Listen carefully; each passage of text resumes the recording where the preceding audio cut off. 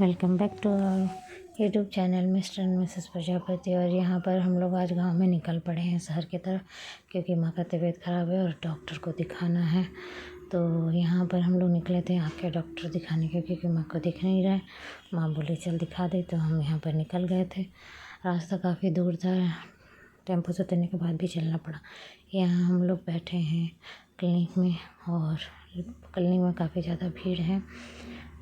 तो यहाँ पर लाइन आने का वेट कर रहे हैं, जैसे ही नंबर आता है तो फिर दिखा लेंगे। और यहाँ हम लोग दिखा के निकल पड़े थे। डॉक्टर ने जो बोला था वो कुछ सुखपूर्ण देने वाला बात नहीं था।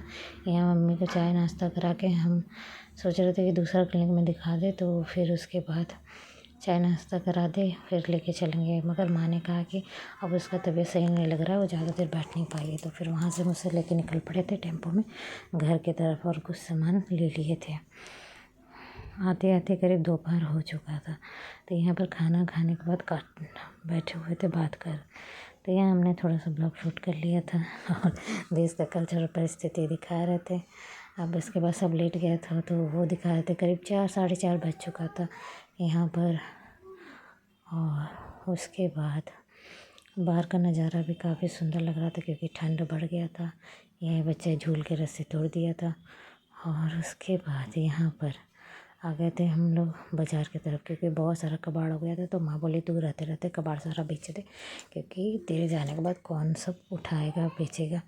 तो यहाँ गए थे हम लोग कबाड़ लेके, और कबाड़ बेचने के लिए सारा। यहाँ पर हम ब्लॉग बहुत का बड़ा एरिया था, तो हम लोग ब्लॉग शूट कर रहे थे और माँ अपना कबाड़ का गिनती कर रही थी। फिर उसके बाद हम लोग निकल गए थे बाज़ार की तरफ। बाज़ार की तरफ निकलने के बाद और यहाँ पर माँ से बातें करते हुए जा रहे थे, कर रहे थे, क्योंकि ये जो टाइम है ना, ये बहुत ही प्राइसलेस है। तो इसका कीमत ना लोग समझ नहीं पाएंगे। मेरा विचारधारा अलग है। आप देख रहे हैं ये शाम हो गया है, बहुत ठंड काफ़ी बढ़ रहा है। तो यहाँ पर बादल भी घिरा हुआ है। तो यहाँ हम सामान ले रहे थे। माँ को ले जाने का इच्छा नहीं था बाज़ार, क्योंकि बहुत थकी थी। तो बोली नहीं चल हम भी चलते हैं। तो उसको ले गए, इसी बहाने वो थोड़ा घूम फिर लेती है। फिर उसके बाद हम सामान लेके घर की तरफ निकल गए थे। बादल काफ़ी ज़्यादा घिर गया था, लग रहा था बारिश होगा, मगर बारिश हुआ नहीं था। घर आ गए थे, ठंड काफ़ी बढ़ गया था। ये लोग चाय वाय पी के बैठ के बातें कर रही थी। माँ अपना परेशानी, अपना दुख सब सुनाती रहती और हम लोग सुनते रहते।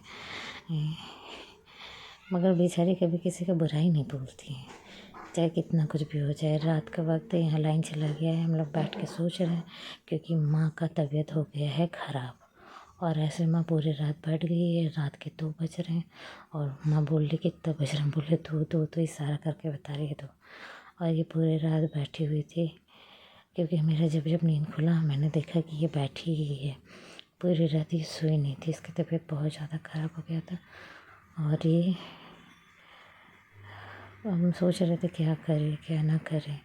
दवाई पानी जो भरसक प्रयास हुआ किए। अब हम ये भी सोच रहे थे मेरे नहीं रहने पे क्या होगा, ये तो अकेली रहती है, कैसे क्या करेगी। फिर उसके बाद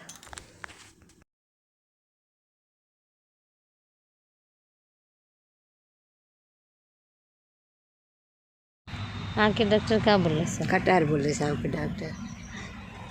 तो बोले सर ना कि जल्दी से जल्दी आँख का ऑपरेशन कर लो, नहीं तो नहीं देख पाओगी 1.5 महीना के अंदर। तो कोई चश्मा न दिले सर, 2 टैबलेट दे के छोड़ दिले सर ना। हम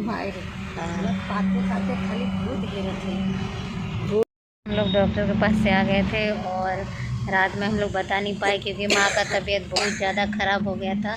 और माँ को डॉक्टर ने कहा है कि आँख का ऑपरेशन जितना जल्द हो करवा लो। और इस चश्मा भी नहीं दिया, 2 गोली और 1 ड्रॉप लिख के भगा दिया। बोला कि आँख का रोशनी बहुत कमज़ोर हो गया है, जल्दी ऑपरेशन करा लीजिए वरना देख नहीं पाएंगे। और एक आँख से तो दिखता भी नहीं है जिसमें ऑपरेशन हुआ था, दाहिने आँख में लेंस लगा हुआ जिससे दिखता नहीं है अभी।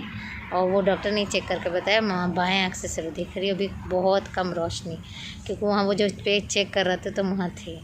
अब ये ब्लॉग में एंड करते हैं, मिलते हैं नेक्स्ट ब्लॉग में। Bye bye.